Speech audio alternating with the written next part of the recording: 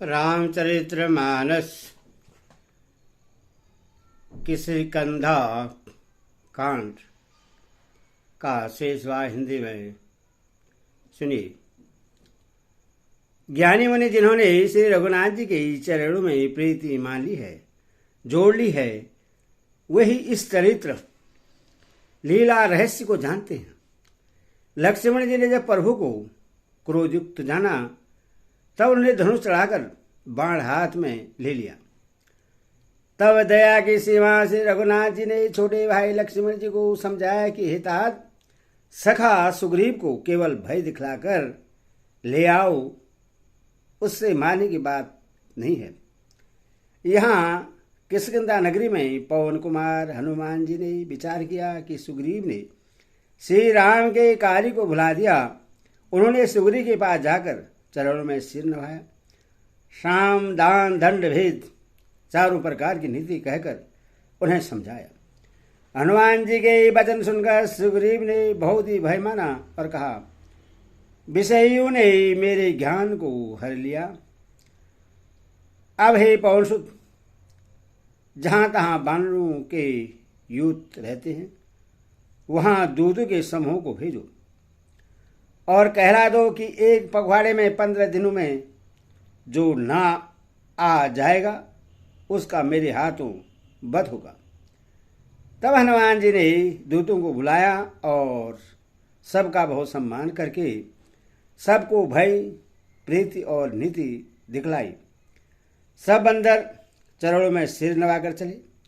इसी समय लक्ष्मण जी नगर में आए। उनका क्रोध देखकर बंदर जहां तहां भागे। तुरंत लक्ष्मण जी ने धनुष चढ़ाकर कहा कि नगर को जलाकर अभी राख कर दूंगा। तब नगर भर को व्याकुल देकर बाली पुत्र अंगद जी उनके पास आए।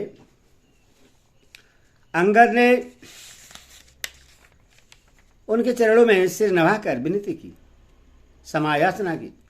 तब लक्ष्मण जी ने उनको अभय बहा दी। भुजा उठाकर कहा कि डरो मत।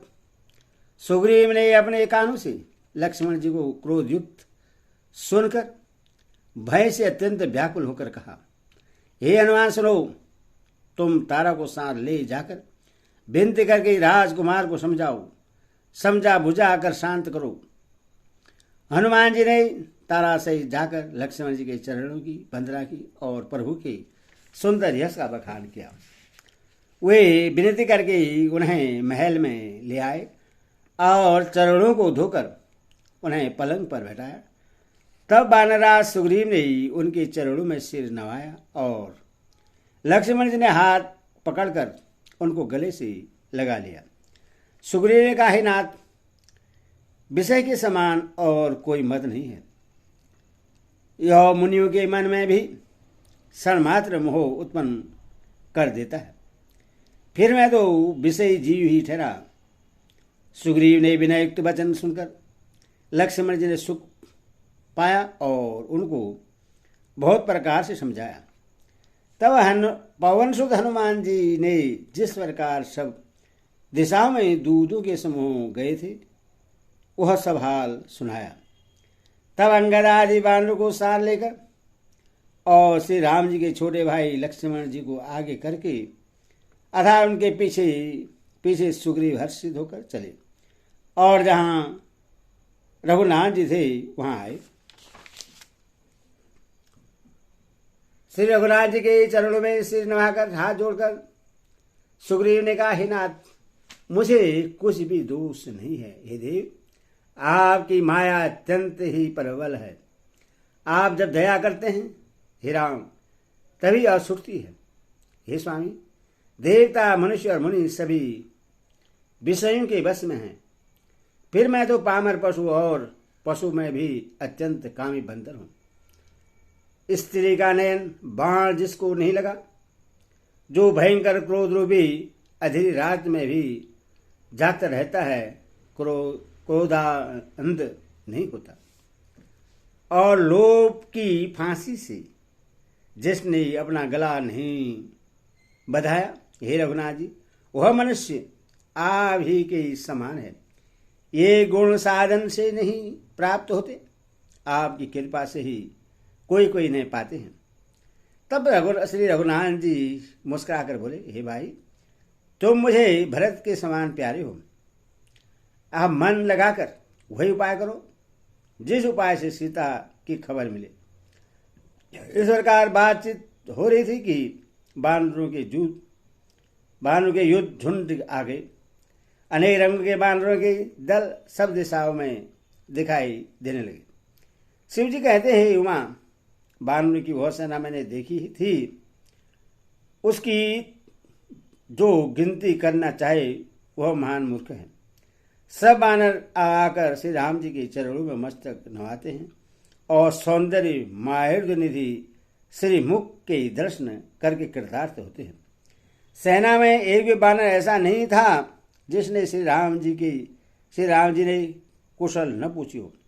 प्रभु के लिए यह कोई बड़ी बात नहीं है, क्योंकि श्री रघुनाथ जी विश्व रूप तथा सर्वव्यापक हैं, सारे रूपों और सब स्थानों में हैं।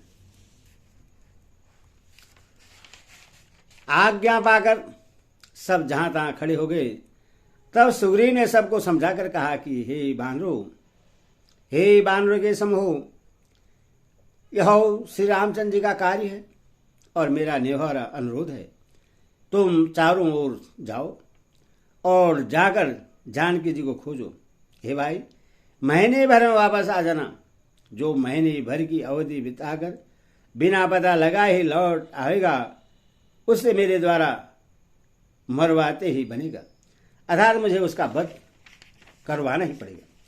सुग्रीव के वचन सुनते ही सब बानर तुरंत जहां तहां भिन्न भिन्न दिशाओं में चल दिए। तब सुग्रीव ने अंगद, नल, हनुमान आदि प्रधान योद्धाओं को बुलाया और कहा, हे धीर बुद्धि और चतुर नील, अंगद, जामवान और हनुमान, तुम सब श्रेष्ठ योद्धा मिलकर दक्षिण दिशा को जाओ और सब किसी से सीता जी का पता पूछना।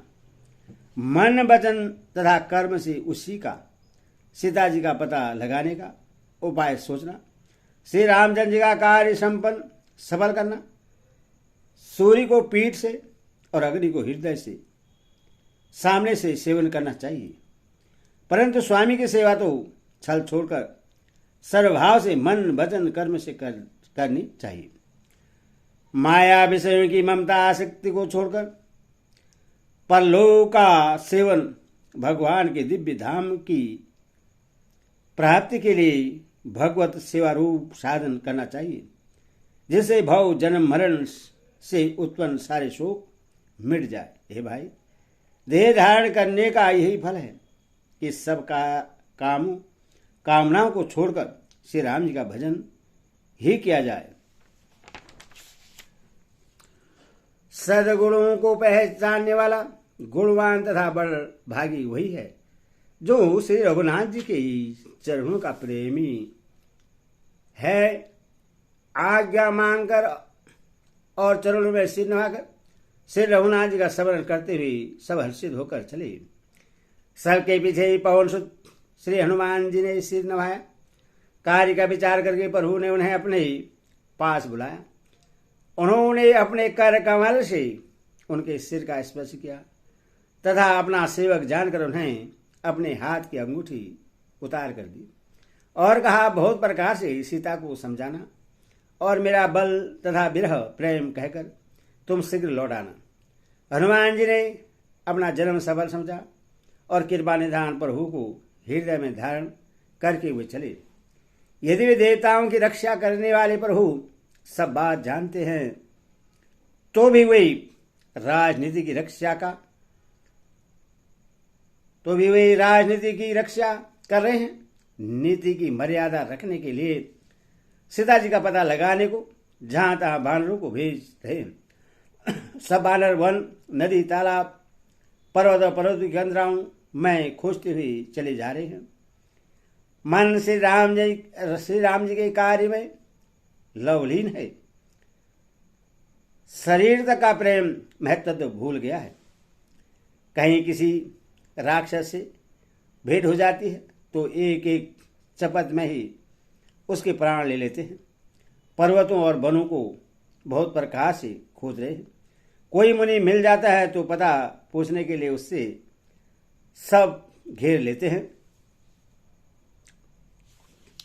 इतने में ही सबको अत्यंत प्यास लगी, जिससे सब अत्यंत ही व्याकुल हो गए, किंतु जल कहीं नहीं मिला। घने जंगल में सब भूल गए। हनुमान जी ने मन में अनुमान किया कि जल पिए बिना सब लोग मरना ही चाहते हैं। उन्होंने पहाड़ की चोटी पर चढ़कर चारों ओर देखा तो पृथ्वी के अंदर एक गुफा में उन्हें एक कौतुक आश्चर्य दिखाई दिया। उसके ऊपर चकवे, बगुले और हंस उड़ रहे थे और बहुत से पक्षी उसमें प्रवेश कर रहे थे। पवन कुमार हनुमान जी पर्वत से उतर आए और सबको ले जाकर उन्होंने वह गुफा दिखलाई। सबने हनुमान जी को आगे कर लिया और वे गुफा में घुस गए।